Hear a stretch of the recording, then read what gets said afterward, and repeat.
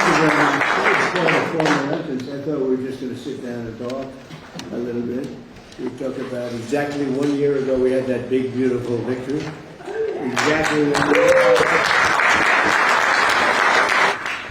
Last night it was, not expected to be a victory. It was very Democrat areas, but I don't think it was good for Republicans. I don't think it was good. I'm not sure it was good for anybody.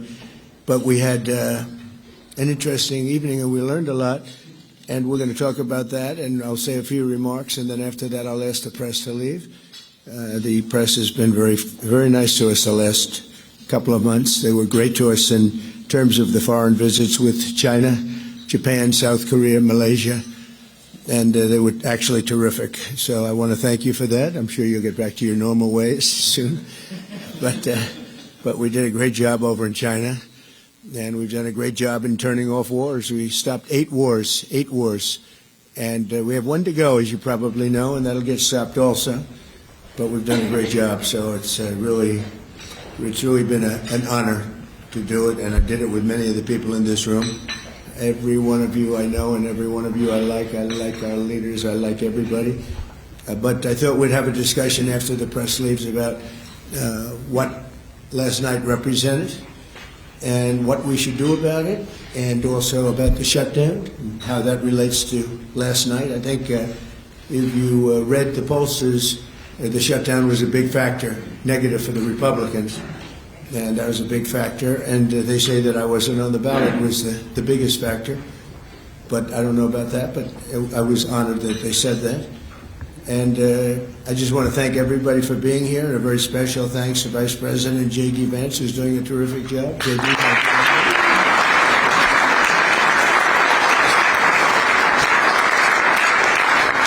As well as the Senate leadership team that has been working very hard, working really, I will tell you, nobody's working any harder representing the American people, including Senator John Thune. John, thank you. Great job.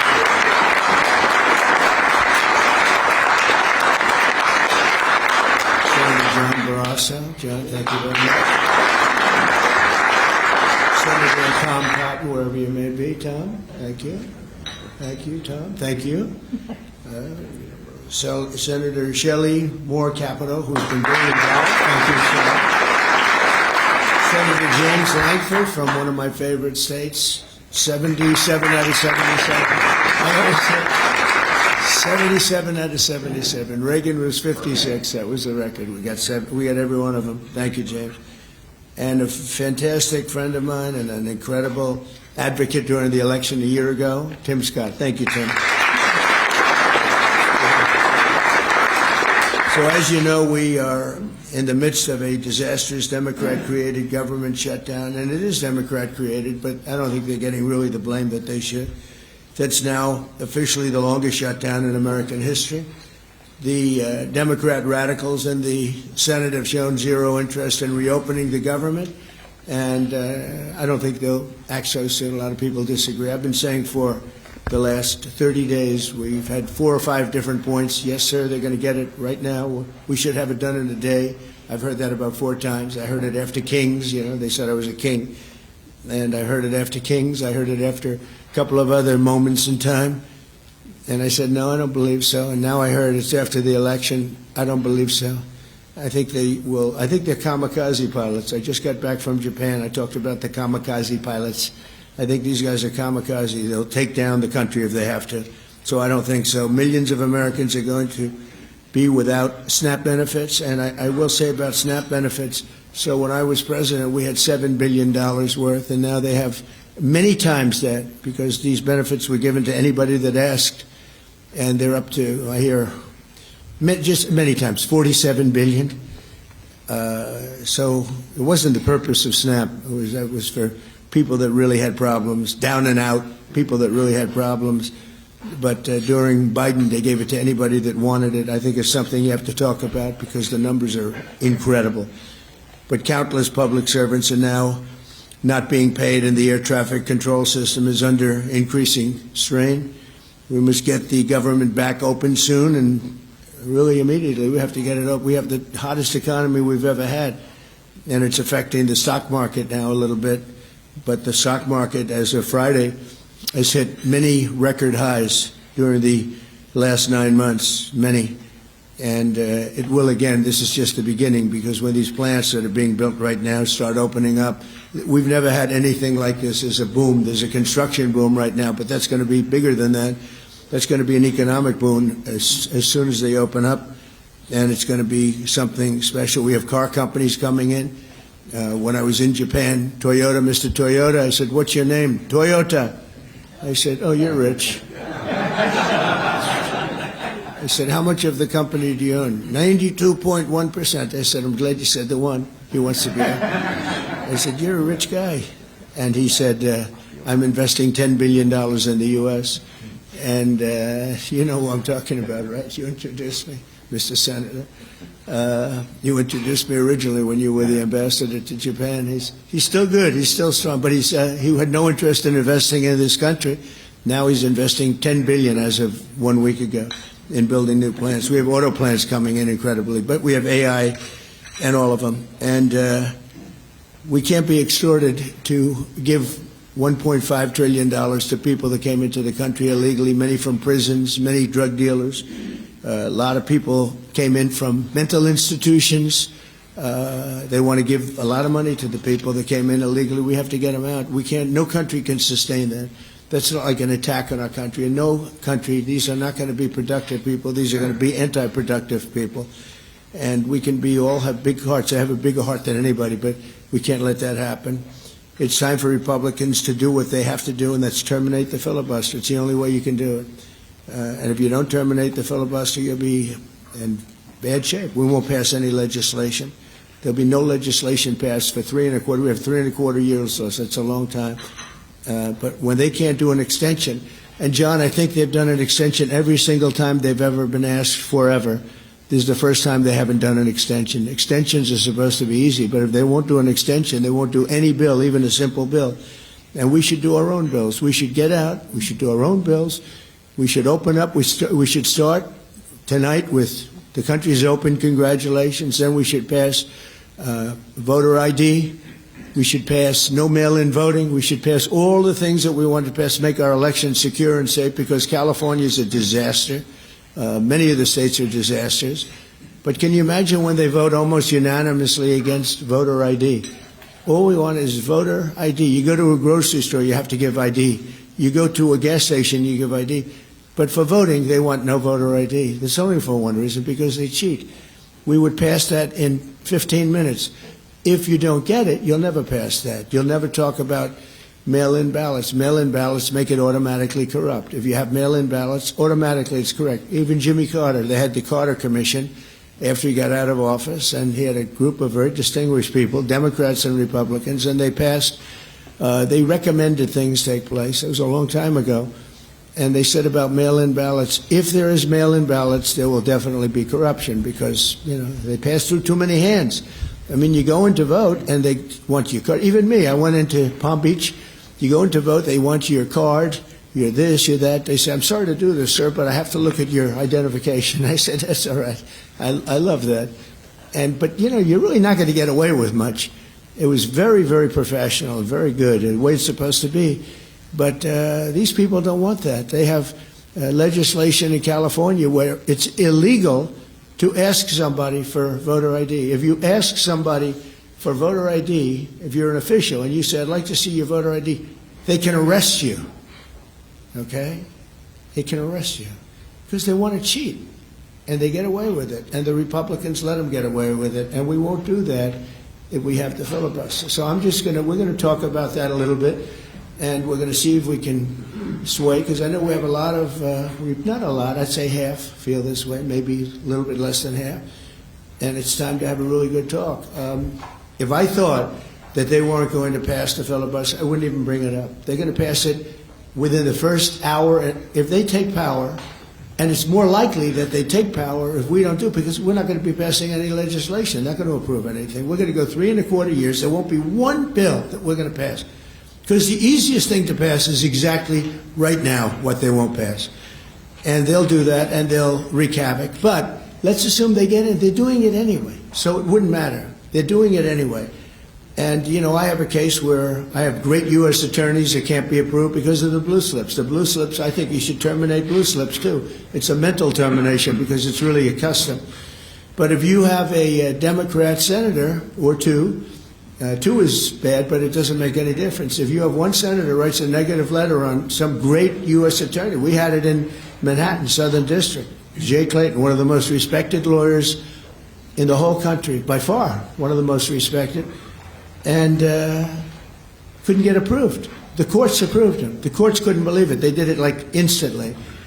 He went to the best schools, got the best marks, top of his class. Everything was perfect. I mean, he was led the perfect life. Went to Sullivan and Cromwell. Almost immediately became the head of Sullivan and Cromwell. You know, the most prestigious law firm, I would say, in the country, just about. Whether it's Sullivan or two or three I could name, but Sullivan, I would say, really, maybe number one. He was the head of Sullivan and Cromwell for like 20 years. He went to the SEC, was flawless. He did it for me. He was the SEC chairman. He was flawless. Then he went to Apollo, where he was the chairman of Apollo, and it was flawless. Everything went good. The stock went through the roof and everything. I asked him to go to the Southern District, and he said, "I'll do what you'd like to do, sir." He's a very high-quality person. But he couldn't get approval from Schumer. Schumer didn't approve him. The best student, the best schools, everything is like flawless. And the courts actually said, "You're not approving Jay Clayton," right, Lindsay? You heard this. The courts actually interceded, and they approved him. But that's an unusual guy. We have other people that are really good, but people don't know how good. Top students, top colleges, and they're U.S. attorneys, and they won't be approved. They're not going to be approved. We have one in Los Angeles who's phenomenal. No, the senators, the Democrats are, you know, again, they're kamikazes. The Democrats are not going to approve them. Blue slips are a disaster. So the only people I can get approved are Democrats. I was told that by the Democrats. We'll only approve Democrats. I said, really, is that right? Not going to work that way. Not going to work that way with me. But the blue slips are a total disaster. I have 10 people right now that are doing a phenomenal job, and they will be out of office pretty soon. They've got another 2-3 weeks, a couple of them, and then they're going to have to leave. And it's actually a blight on their record because, you know, nobody knows why they left, but it looks like they served 8 weeks and then they had to leave. But they're not going to get the approval because the Democrat, radical left lunatic senators are saying you can't. We're not going to approve you. And if we're not going to approve you, I had actually one Republican who got 2 great letters, but it turned out that he was a rhino, but that was a nice term for him.